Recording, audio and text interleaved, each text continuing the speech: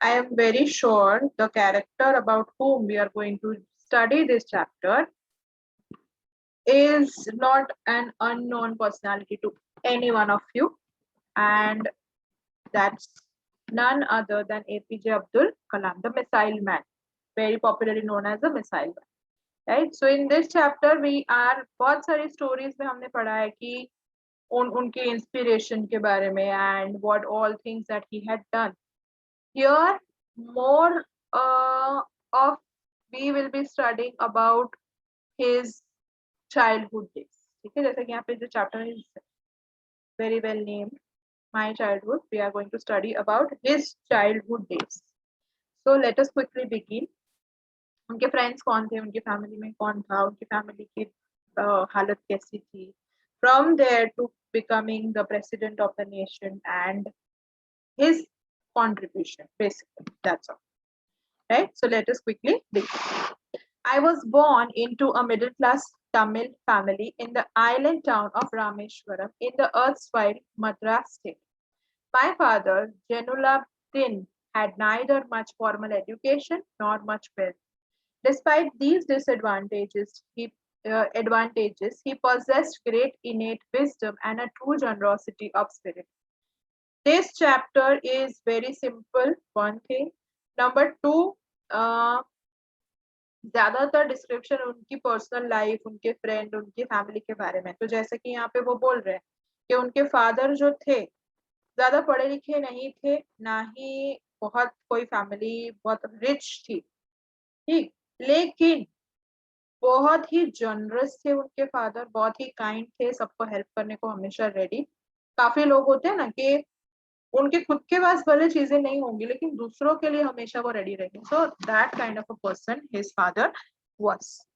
He had an ideal helpmate in my mother. उनकी mother जो थी अब्दुल कलाम की, she was also the same. He had an ideal helpmate in my mother, Ashi Amma. I do not recall the exact number of people she fed every day, but I am quite certain that far more outsiders ate with us than all the members of our own family put together. आज के time पे तो अगर हमारे रिश्तेदार भी घर पे आ जाए या हम किसी के घर जाए तो खाने वाली थाली लेके अंदर चले जाते हैं, ठीक है, जैसे कि हम तो पता नहीं क्या ही छीन लेंगे. जबकि अब्दुल कलाम की मदर जो थी वो कितने सारे स्ट्रेंजर्स को, जो अनप्रिविलेज थे, ठीक है, जो अंडर प्रिविलेज थे, उनको शी यूज्ड टू फीड. और वो बोल रहे हैं कि फैमिली से ज्यादा बाहर वाले हमारे घर रोज खाना खाने आते थे.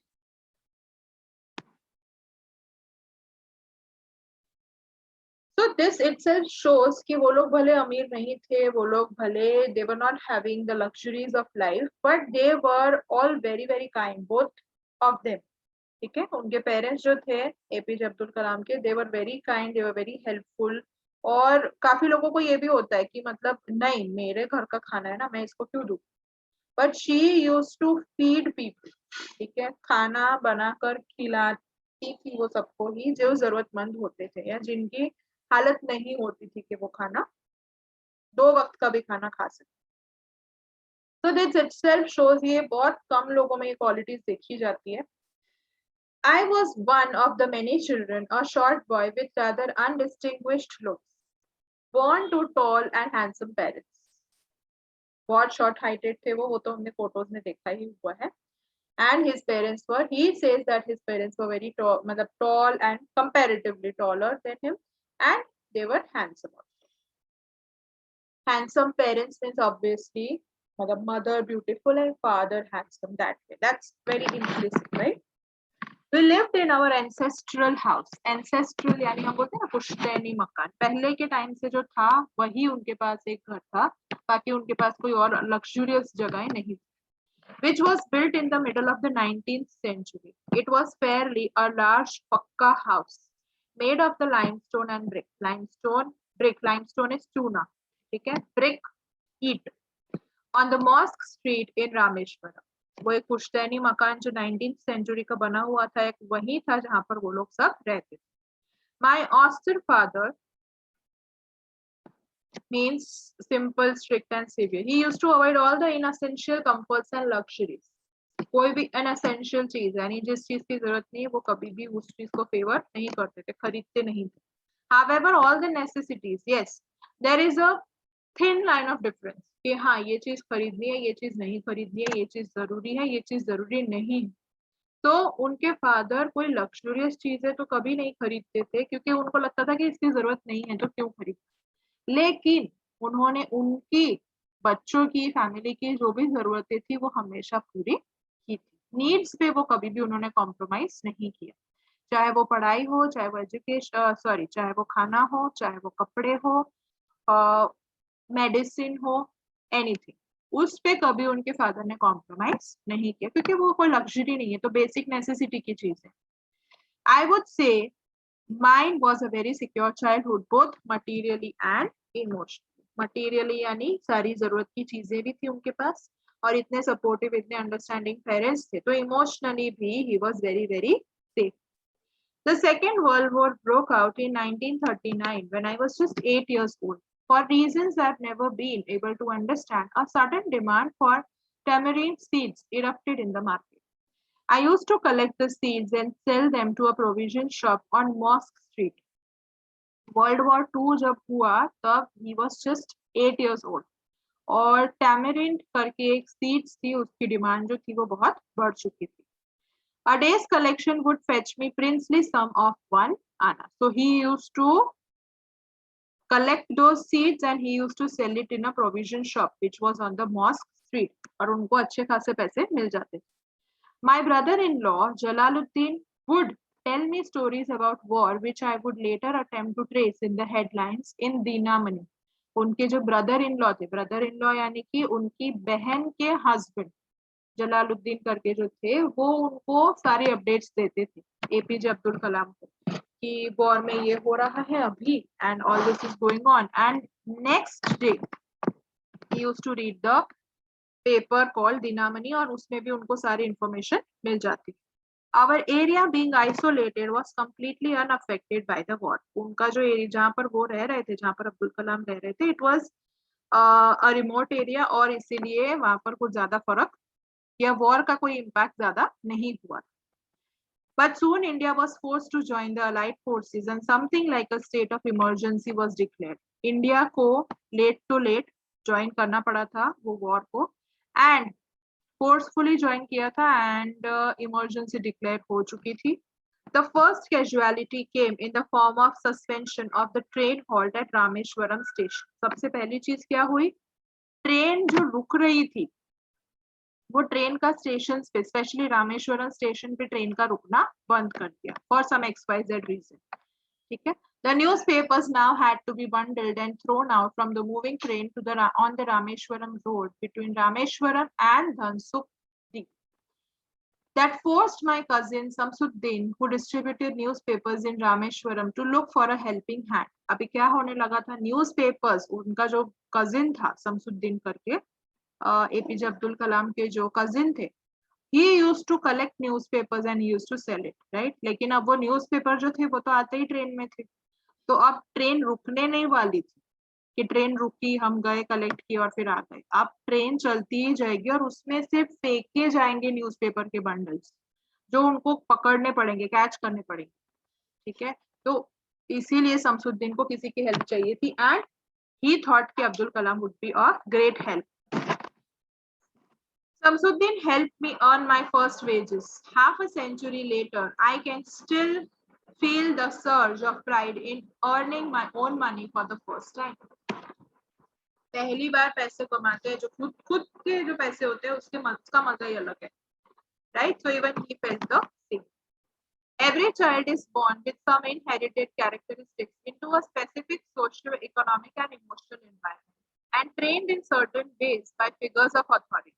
हर बच्चा जो होता है, चाहे वो किसी भी धर्म का हो, किसी भी जाति का हो, किसी भी बैकग्राउंड से आता हो, उसमें कुछ ना कुछ इनहेरिटेड कैरेक्टरिस्टिक्स, इनहेरिटेड यानी हम बोलते हैं ना, हमें बोलता है ना कोई कि oh you look like your father और oh you look like your mother, तो वो क्या है, वो इनहेरिट, हमें जो लुक्स है, हमारा जो बॉडी स्ट्रक्चर है, लुक्स है, वो इनहेरिटेंस में मिली है. वैसे ही बहुत सारी क्वालिटीज और कैरेक्टरिस्टिक्स भी होती है जो हमें इनहेरिटेंस यानी हमारे पेरेंट्स से मिलती है, हमारे एंसेस्टर्स से मिलती है, right. I inherited honesty and self-discipline from my father. From my mother, I inherited faith in goodness and deep kindness, and so did my three brothers and sisters. तो वो क्या बोल रहे हैं कि अपने फादर और मदर से उन्होंने कुछ क्वालिटीज इनहेरिट की थी। डिसिप्लिन हो गया, ऑनेस्टी हो गया, to keep faith in goodness and to be kind with everybody. और उनके भाई बहन भी ये सारी कैरेक्टरिस्टिक्स थी। I had three close friends in my childhood: Ramananda Shastri, Arvindan and Shiv Prakash. ये तीन उनके बहुत अच्छे friends, childhood friends. All these boys were from Orthodox Hindu Brahmin families. तीनों के तीनों जो लड़के थे उनके फ्रेंड्स, वो तीनों ब्राह्मण फैमिलीज को बिलोंग करते थे, हिंदू ब्राह्मण family. As children, none of us ever felt any difference. ठीक है, ये कास्ट या रिलीजन के बेसिस पे बच्चों को कभी कोई डिस्क्रिमिनेशन लगा नहीं, और उनकी फैमिलीज भी ऐसी नहीं थी। ठीक है, बहुत मिलजुल के रहने वाले लोग थे सबके सब, चारों फ्रेंड्स की families. In fact, Ramananda Shastri was the son of Pakshi Lakshmana Shastri, the high priest of Rameshwaram temple. Rameswaram के मंदिर के पुजारी थे रामानंद शास्त्री के father. Later, he took over the priesthood of the Rameshwaram. तो जब Ramanand Shastri, when he grew up, he also did the same. ठीक है, वो भी priest यानी पंडित, वो भी रामेश्वरम टेम्पल के पंडित बन गए। Arvind then went into the business of arranging transport for visiting pilgrimages. ठीक है, काफी pilgrimages साउथ इंडिया में देखा जाता है, तो इसीलिए ट्रांसपोर्टेशन का बिजनेस वहाँ काफी अच्छा होता है। तो हिज अदर फ्रेंड अरविंद, वो जो थे, he got into the business of arranging transportation. And Shiv Prakashan became a catering contractor for the southern railway. Shiv Prakashan करके उनके जो फ्रेंड थे, तीनों फ्रेंड के बारे में बता दिया। एक पंडित बना अपने फादर की तरह, एक ट्रांसपोर्टेशन के बिजनेस में चला गया, एक केटरिंग के बिजनेस में चला गया। And Abdul Kalam, we all know, ठीक है, what his contribution was. During the annual Shri Sita Rama Kalyanam ceremony, our family used to arrange boats with a special platform for carrying idols of the Lord from the temple to the marriage site. Situated in the middle of the pond called Ramatirtha, which was near our house, events from Ramayana, from the life of Prophet, were the bedtime stories my grandmother would tell the children in our family. क्या बोल रहे हैं कि ये सीता राम कल्याणम ceremony करके कुछ हुआ करता था वहां पे, बहुत ही रिलीजियस और बहुत ही ऑस्पिशियस। तो उसमें जैसे ऊपर फोटो में दिया हुआ है कि ये ऐसे मूर्ति जो होती थी वैसे लेकर आनी होती थी, तो उसका पूरा जो इंतजाम करना होता था। See this is mister Kalam probably, right. So all this इंतजाम was done by them, and our family used to arrange boats with a special platform for carrying idols. Being a Muslim family also, they used to do that. ठीक है, वो पूरा वो religious ceremony जो करनी होती थी उसके लिए पूरी तैयारी, बोट्स या ट्रांसपोर्टेशन किसी भी और तरह का जो भी तैयारी करना रखता था वो लोग करते। एंड रामायण और बहुत सारी और ऐसी रिलीजियस स्टोरीज, उनकी बेड टाइम स्टोरीज हुआ करती थी जो उनकी मदर और ग्रैंड मदर उन्हें सुनाती थी। ठीक है, one day when I was in the 5th standard at the Rameshwaram Elementary School, elementary is primary, a new teacher came to our class. I used to wear a cap which marked me as a Muslim, and I always sat in the front row next to Ramanand Shastri. See, I'll show. उन्होंने ये जो पहना हुआ है cap, तो this is generally worn by Muslims. तो उनकी school में अब एक सर आए, उनकी स्कूल में टीचर आए जो बहुत सी, अभी तक क्या हमने पढ़ा कि उनके गांव में कोई ऐसा था, सी 4 जो बेस्ट फ्रेंड्स थे, अब्दुल कलाम और उनके 3 फ्रेंड्स, वो तीनों तो हिंदू ब्राह्मण फैमिली से थे, लेकिन कभी उनमें से किसी की फैमिली ने ऐसा बोला कि नहीं तुम ये अलग रिलीजन के हो, तुम अलग रिलीजन के हो, नहीं, सब मिलजुल के रहते थे। लेकिन इनके जो नए टीचर आए थे वो थोड़ा ऐसे ऑर्थोडॉक्स थे, ये मतलब नहीं, this is a different religion, this is a different religion. तो जब उन्होंने देखा कि अब्दुल कलाम अपने दोस्त के साथ बैठे हैं, उन्होंने अब्दुल कलाम को बोला स्टैंड अप। उनको पता चल गया कि he is a Muslim and the other guy is a ब्राह्मण, हिंदू ब्राह्मण। तो उन्होंने अब्दुल कलाम को बोला स्टैंड अप और जाके पीछे बैठ। मतलब उनको पर्पसफुली उन्होंने अलग किया कि क्यों ये अलग रिलीजन के लोग क्यों साथ में बैठे, उनको अलग किया। लेकिन थे तो वो पक्के फ्रेंड्स। तो I always sat in the front row next to Ramanand Shastri, who wore the sacred thread, जनोई जो हम बोलते हैं, ठीक है। सेक्रेड मीन्स रिलीजियस, ब्राह्मण्स होते हैं वो जनोई पहनते हैं और मुस्लिम्स जो होते हैं वो कैप पहनते हैं। जो मतलब इसी से मतलब अगर किसी ने तिलक भी किया हुआ है तो उसी से पता चल जाता है कि okay this person is Hindu and this person is Muslim because of the other different characteristics and dressing, and it could be anything, right? So the new teacher could not stomach a Hindu priest's son sitting with a Muslim boy. वो जो teacher थे उनके उनको वो चीज हजम नहीं हुई कि अलग धर्म के लोग साथ में क्यों बैठे हैं यहाँ पे। In accordance with our social ranking, as the new teacher saw it, I was asked to go and sit on the back bench. Abdul Kalam को टीचर ने बोला स्टैंड अप और जाके पीछे बैठ। I felt very sad, and so did Ramanand Shastri. He looked utterly downcast as I shifted to my seat in the last row. The image of him weeping when I shifted to the last row left a lasting impression on me. Ramanand Shastri और अब्दुल कलाम साथ में बैठे हुए थे और उनके जो new teacher थे उनसे वो चीज देखा नहीं गया कि अलग अलग रिलीजन के लोग साथ में क्यों बैठे, right, because he was an Orthodox. तो उन्होंने अब्दुल कलाम को बोला कि उठ के तुम पीछे चले जाओ। तो जब अब्दुल कलाम उठ के पीछे जा रहे थे तो उनके फ्रेंड जो थे Ramanand, he started crying, right. And Abdul Kalam बोलते हैं कि वो सीन में आज भी नहीं भूला कि मतलब it had a lasting impression on me. After school we went home and told our parents about the incident. कोई भी बच्चा होगा वो घर जाके बात बताएगा, राइट। तो बच्चों ने अपने पेरेंट्स को बात बताई। Lakshman Shastri summoned the teacher and in our presence told the teacher that he should not spread the poison of social inequality.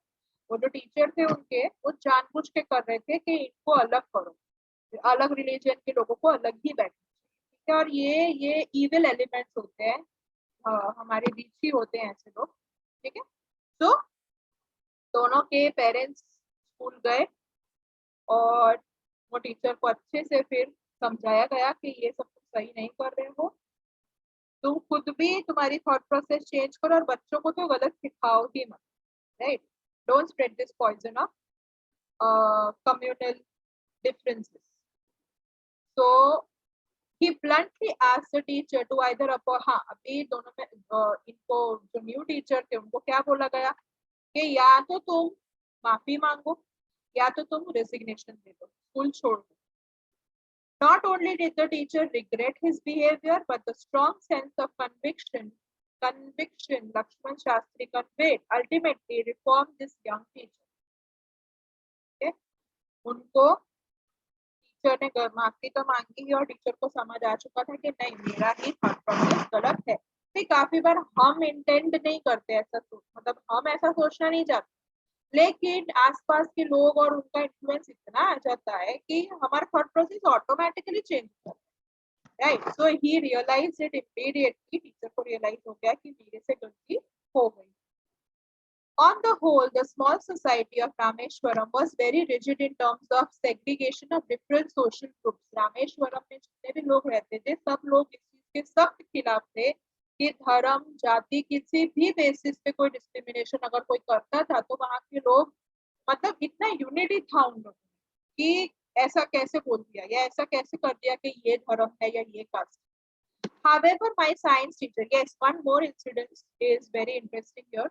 उनके जो साइंस टीचर थे, my science teacher Shiv Subramanya Iyer, though an orthodox Brahmin with a very conservative wife, उनकी wife जो थी, science के sir थे, उनकी wife जो थी वो she was very conservative. Conservative यानी वो उसी टीचर की तरफ वही थॉट प्रोसेस वाली कि हम इस धर्म के हैं, ये इस धर्म का है, हम साथ में बैठेंगे नहीं, बातचीत करेंगे नहीं, या different to be better stay apart, ठीक है। लेकिन वो सर जो थे, उनके साइंस सर जो थे, साइंस के जो सर थे, वो ऐसे नहीं। He did his best to break the social barriers so that people from varying backgrounds could mingle easily. Just imagine ऐसा हो, मेरी तो मैं पर्सनली अपना एक्सपीरियंस शेयर करूं, मेरी तो पूरी स्कूलिंग ही like from kindergarten to 12th standard I have studied in a school where majority of the students and teachers were Muslims. तो मेरे तो इतने सारे फ्रेंड्स है, I am in contact with teachers also who are Muslim. तो just imagine अगर ऐसा बोल दिया जाए कि नहीं, अलग रिलीजन वालों को या अलग कास्ट वालों को तो बात ही नहीं करनी। इनफैक्ट मैं तो मतलब आई थिंक हार्डली कोई एक आध रिलीजन है जो मतलब जिनसे मैं कॉन्टैक्ट में नहीं हूँ। बाकी I am having Christian friends also, I am having Muslim friends also, and like what not, and why not, my question is that why not, ठीक है। कौन हो गए हम डिस्क्रिमिनेट करने, तो प्लीज, ठीक है। तो ये इस चैप्टर में वही बता रहे हैं कि उनकी जो वाइफ थी, शी वॉज वेरी कंजर्वेटिव। तो अभी एक दिन वो साइंस के सर ने अब्दुल कलाम को अपने घर पे खाने पे इनवाइट किया। Just imagine what did his wife do. वो साइंस टीचर की वाइफ ने क्या किया, शी लेफ्ट द हाउस। वो चली गई कि अगर ये इस घर में आया, ये इस किचन में आया, we are Brahmins, we are Hindu Brahmin, अगर ये दूसरे धर्म का लड़का हमारे किचन में भी आया तो मैं इसको खाना परोसूंगी नहीं, ठीक है। अभी अब्दुल कलाम तो छोटे थे, उनको बहुत बुरा लगा कि मेरी वजह से ऐसा बिहेवियर हो रहा है, ठीक है। So he also told his science teacher कि नहीं नहीं, मुझे नहीं आना। So however, my science teacher, Mr. Iyer, though an orthodox Brahmin with a very conservative wife, was something of a rebel. Rebel यानी उनके जो सर थे साइंस के, वो भी इस चीज के सख्त खिलाफ कि डिस्क्रिमिनेशन नहीं ही होना चाहिए। तो उन्होंने जानबूझ के अब्दुल कलाम को अपने घर पे इनवाइट किया।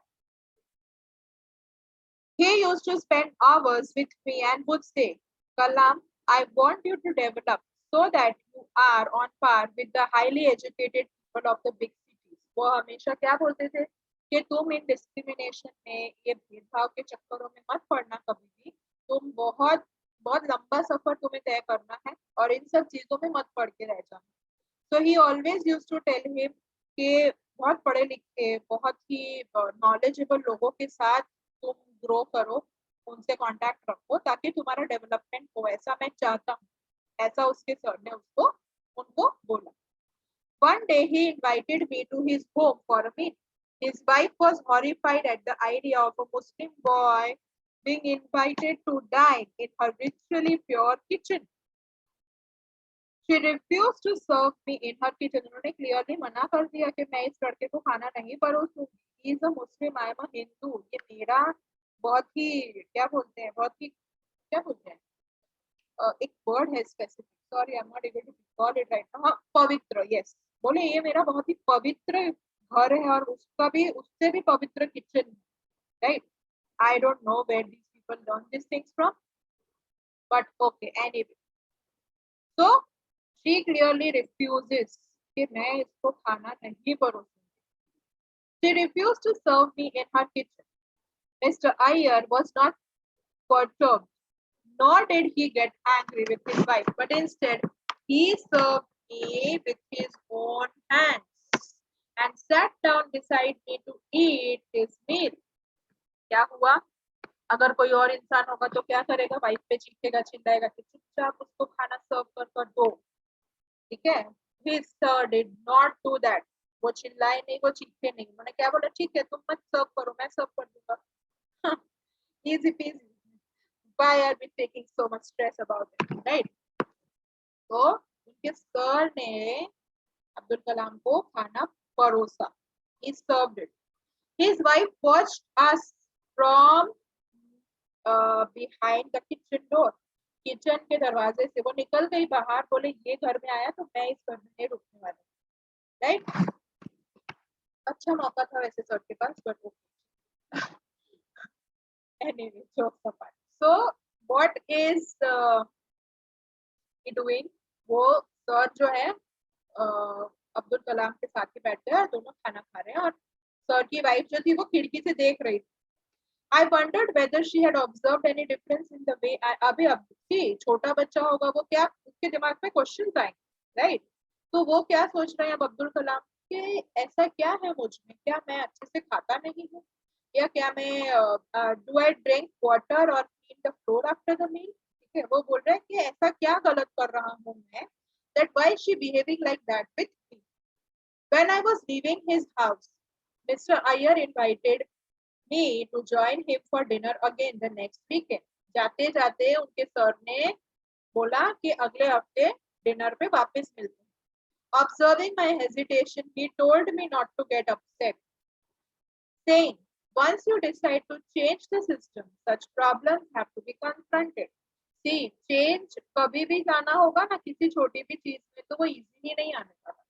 तो अब्दुल कलाम को जब अभी जस्ट इमेजिन तुम किसी घर पे जाते हो और कोई बोले कि ये यहाँ आया तो मैं नहीं आऊंगी तुम तो वो निकल जाए तुम्हारे वजह से तो तुम ऑब्वियसली हिचकी जाओगे ना वापस से जाने में. तो जब उनके सर ने वापस से इनविटेशन दिया अब्दुल कलाम को तो उन्होंने हेजिटेट किया यानी उन्होंने मना किया कि नहीं नहीं मैं नहीं आऊंगा ऐसा मैं नहीं चाहता मेरी वजह से ऐसा सब हुआ आपके यहाँ पे ठीक है. तो वो बोले सर ने क्या कहा कि एक बार अगर आप ठान लो कि आपको चेंजेस लाने हैं सिस्टम यानी विद सिस्टम सोशल सिस्टम कि इनइक्वालिटी वाली चीज हटानी है हमें अब्दुल मिलकर हटानी पड़ेगी. तो उन्होंने क्या बोला कि प्रॉब्लम्स को हमें फेस करना पड़ेगा. When I visited his house the next week, Mr. Iyer's wife took me inside her kitchen and served me food with her own hands. Then the Second World War was over and India's freedom was imminent. Indians will build their own India, declared Gandhi. The whole country was filled with an unprecedented optimism. I asked my father for the permission to leave Rameshwaram and study at the district headquarters in Ramanathapuram. अब world war और वो सब कुछ खत्म हो चुका था India को फ्रीडम मिल चुका था सब कुछ अच्छा हो गया था and finally mister Kalam decided that he want to go out of Rameswaram for higher studies.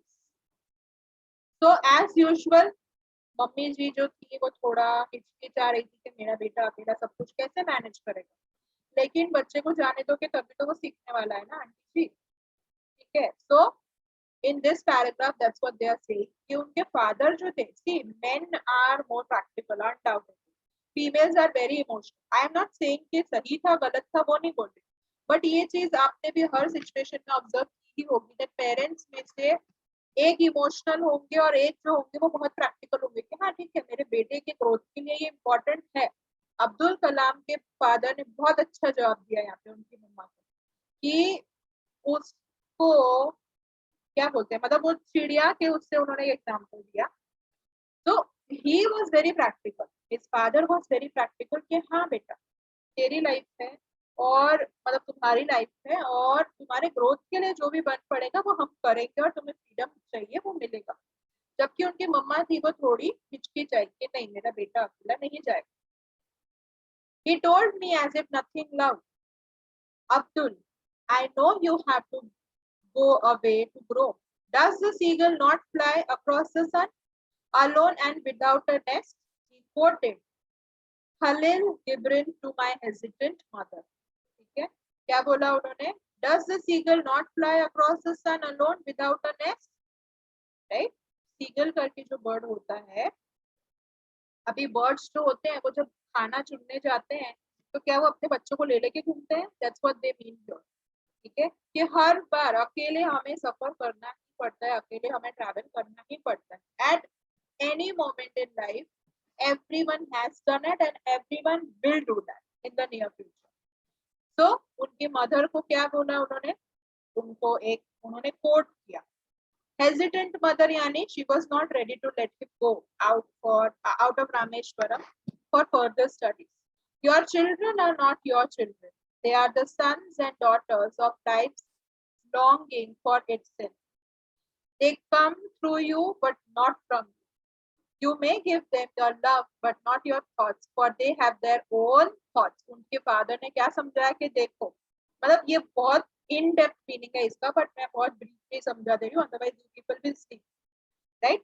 तो क्या बोला उनकी मदर को जो हेजिटेट कर रही थी वो क्या बोल रही थी कि सी he is our son but he has his individual life and it's his individual choice और उसकी ग्रोथ के लिए करना पड़ेगा तो करना पड़ेगा, right? And he has his own thoughts, he has his own choices that he needs to take a stand for and we should not stop him. इस चैप्टर के कंटेक्स्ट में आप इतना समझ लीजिए, बाकी इसका मीनिंग बहुत डिटेल में है जो अभी नहीं पढ़ने की जरूरत, ठीक है? Is that clear? That's all. So his father was very supportive of him wanting to go out for further studies और उनकी मदर को भी उन्होंने कुछ ना कुछ करके समझा दिया. That's all.